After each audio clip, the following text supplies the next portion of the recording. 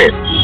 जी आपका मैं रुक करूंगी, लेकिन पहले डॉक्टर अजीज खान आपका रुक करना चाहूंगी, क्योंकि आप भी कांग्रेस के सहयोगी हैं। निशाना तो आप पर भी लगातार साधा जा रहा है। ये कहा जा रहा है कि चुनाव से पहले आप भी सीधे तौर पर मुसलमानों की बात नहीं करते हैं, लेकिन जब बात माफिया मुख्तार अंसारी की आती है तो आपके नेता तुरंत वहां पर टोल लेने पहुंच जाते हैं कि माहौल किस ओर है। और अब तो ये भी साफ हो गया है कि अखिलेश यादव भी जाने वाले हैं।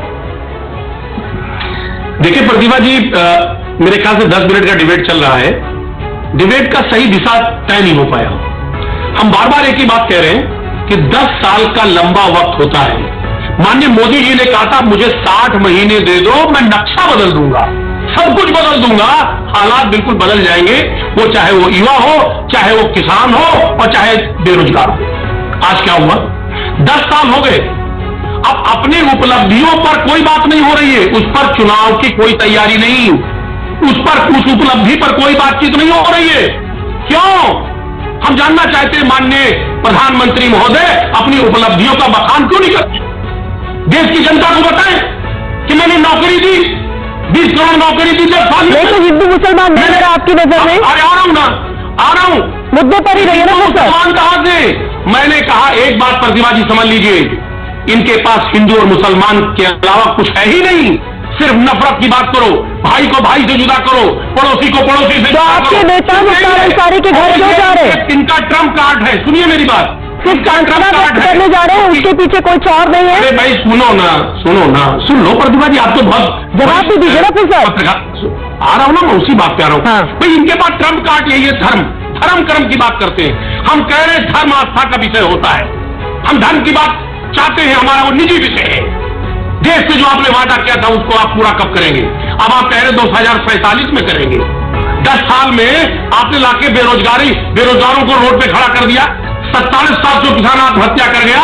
जिस तरह किसान पूरी तरह से चौराहों पर खड़ा है, उसको मारा जा रहा है, उसको सुना नहीं जा रहा है। आपने पिछली बार एमएसपी की गारंटी दी थी, आपने वह धरना प्रदर्शन खत्म कराया। चूंकि आप मेरे सवाल का जवाब दे दे रहे हैं, आज आप मेरे सवाल का जवाब ही दे दे रहे हैं। मैंने जो पूछा, हम आ रहे हैं, आपकी पार्टी का स्टैंड पूछा मैंने सीधे तौर पर, क्योंकि यहाँ पर हिंदू मुसलमान की बात हो रही है। मैं कह रहा हूँ प्रतिभा जी, पार्टी का स्टैंड स्पष्ट है। क्या हम विकास की बात करना चाहते हैं, हम देश के युवाओं की बात करेंगे, महंगाई पर बात करेंगे, बेरोजगारी पर बात करेंगे, और इनसे हिसाब होगा। 10 साल लिया है, धोखा दे करके लिया है। क्या 10 साल की बात नहीं पूछेंगे? क्या 10 साल की जनता जो सवाल कर रही है, क्या हम उसे नहीं पूछेंगे? क्या भाई 10 साल दिया तो 10 साल का क्या हिसाब? तो जनता की अदालत में फैसला हो जाएगा ना। मैं जो सवाल आपसे पूछी थी इसका जवाब आपने फिर भी दे दिया, क्योंकि सवाल आप पर उठाया गया। डॉक्टर अजीज खान ठीक है, राजेश जी, तो जवाब भी आप ही दे दीजिए। प्रधानमंत्री मोदी ने तो आज अपनी रैली से सीधे तौर पर कहा, एक मिनट राजेश जी, एक मिनट, वो अभी जुड़े हैं बहुत समय बाद, तो जरा एक सवाल का जवाब उनसे भी ले लिया जाए। हाँ डॉक्टर अजीज खान, ये सवाल प्रधानमंत्री मोदी ने खुद अपनी रैली से उठा दिया है कि हर 2 घंटे में आपको अपने कैंडिडेट बदलने पड़ रहे हैं। ऐसी नौबत क्यों आन पड़ी? और एनवाय समीकरण की हम जब भी बात करते हैं तो समाजवादी पार्टी का नाम लेना जरूरी हो जाता है, तो और ऐसी नौबत क्यों आन पड़ी है? 2 सीटें जहां पर मुस्लिम उम्मीदवार थे उनके भी टिकट बदल दिए गए। देखिए प्रतिमा जी, मैं कह रहा हूं टिकट बदलने की बात पे मैं कहना चाहूंगा कि ये बीजेपी है, ये अपने गिरेवान में झांक कर नहीं देख रही है कि अभी गाजियाबाद जहां पर प्रधानमंत्री जी रैली कर रहे हैं, बीके सिंह साहब ने, उन्होंने मना कर दिया मैं चुनाव नहीं लड़ूंगा। यही कानपुर है, सत्यदेव पचौरी ने मना कर दिया चुनाव नहीं लड़ूंगा। पवन सिंह ने टिकट मिल गया, पवन सिंह को, उन्होंने कहा नहीं लड़ूंगा। आप गुजरात में देखिए, बड़ोदरा से रंजन बेन, उन्होंने कहा मैं नहीं लड़ूंगी। आप बीजेपी में गिराने लगे, आपके अजीबों ने कहा मैं लड़ूंगा, उनके काट दे गए ना। अरे प्लीज, समय की कमी होती है और आप इसमें समय क्या कर देते हैं। सुन तो लीजिए, दर्जनों लिस्ट है, दर्जनों की, ये वो लोग सवाल उठा रहे हैं जो अपने गिरवान में नहीं झांक रहे हैं। कौन टिकट बदल रहा है और कौन टिकट मना कर रहा है, ये देखना पड़ेगा। आज समाजवादी पार्टी के जो मुखिया है वो जो तय कर देते हैं वो सर्वमान्य होता है। साहब ऐसी की शक्ल आप भूल गए क्या? वो जो रिएक्शन दे रहे थे मीडिया में आकर। सुन तो ले, अरे सुन तो ले प्लीज, आप सुन ले। देखिए माननीय प्रधानमंत्री महोदय का की गरिमा होती है, गरिमा होती है, देश के प्रधानमंत्री हैं, वो जिस तरह आज कटाक्ष कर रहे हैं, हकीकत ये है कि कहीं ना कहीं ये बहुत दुखद है। अपनी उपलब्धियों पे बात करने के बजाय, 10 साल की उपलब्धियों पे बात करने के बजाय वो उपलब्धियों की बात नहीं करते, वो हिंदू मुसलमान की बात करते। आप भी तो इधर उधर की बात कर रहे हैं। 2014 में आपने कितने मुस्लिम उम्मीदवार उतारे थे, अब क्या हालात है ये तो आप भी जानते हैं ना। अरे सुनिए ना, ये मुस्लिम लीग की बात करते हैं। 1943 में यही मुस्लिम लीग है जो हिंदू महासभा से मिलकर के इसने सरकार बनाई थी। वो याद आ गया माननीय प्रधानमंत्री महोदय जी को। वो शायद भूल गए श्यामा प्रसाद मुखर्जी जी जो डिप्टी सीएम बनाए गए थे, मिलकर के सरकार बनाए थे। और यही बंगाल को वो भी चाह रहे थे कि साहब बंगाल का भी बंटवारा हो जाए। 2 नेशन थ्योरी कौन लेकर के आया? सारी बातें हम उसमें नहीं जाना चाह रहे। मुद्दे की बात हम करना चाह रहे हैं कि माननीय प्रधानमंत्री महोदय को ऐसे शब्दों का इस्तेमाल नहीं करना चाहिए। आप देश के विकास की बात करनी चाहिए। आपने गारंटी ली थी, 2 करोड़ नौकरियों की गारंटी ली थी। 10 साल हो गया, 20 करोड़ नौकरी कहा गया। आपने एमएसपी की गारंटी की ली थी, कहां गई एमएसपी? आज किसान जिस तरह सड़कों पर है, प्रदर्शन कर रहा है, उसकी बातें ही सुनी जा रही है। कील कांटे लगाए जा रहे। 750 किसानों ने आत्महत्या कर ली, शहीद हो गए। उन पर बात नहीं होगी क्या? देश के विकास पर बात नहीं होगी, सिर्फ तुष्टीकरण की बात होगी, तुष्टीकरण की बात। ये देश बर्दाश्त नहीं करेगा।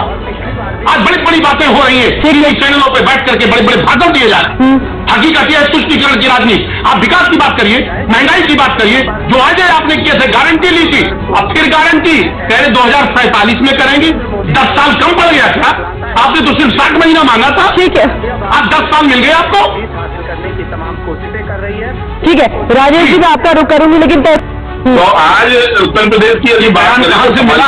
पार्टी एकदम प्रधान ने जो बयान दिया है, कोई क्लिप आपके पास? हाँ, प्रधान ने जो बयान दिया, कोई क्लिप है? हाँ, अरे भैया कहीं बयान सुना आपने? दिखवाइए, बताइए। बात कर रहा हूँ, फिर अखिलेश यादव ने बुलाया, राजेश बुला करके और वरिष्ठ लॉलीपॉप दिया होगा, उस लॉलीपॉप को खाते हुए आ गए वो। अरे भैया राजेश मैं अब्दुल प्रधान को बहुत अच्छी तरह जानता हूँ, मेरे साथ विधानसभा के सदस्य हैं, वो मैं समझता हूँ।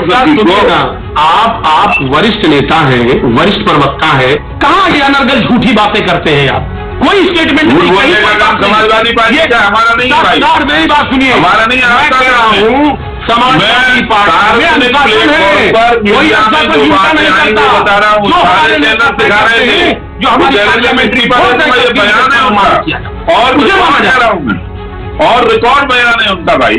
आपने टिकट को कोई बयान नहीं है, तुरंत बयान आप अपनी तरफ से क्यों काट दिया टिकट? अपनी तरफ से क्यों मैदान छोड़ करके भागे? शिवपाल यादव जी क्यों मैदान छोड़ करके बदायूं से भाग के पराजित हो रहे हैं, इसीलिए भागे ना। मैं कह रहा हूँ लड़ने में कर रहा है, लड़िए ना, आइए। कौन मना कर रहा है? अरे भैया आपको पता है परिणाम क्या होने वाला है? 80 से 80 सीटें भारतीय जनता पार्टी जीतने वाली है।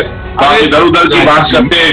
आपने दावे आप कर रहे हैं, आपका भी रुक एक बार इधर जवाब नहीं दिया। ठीक है, आप इधर उधर ठीक है।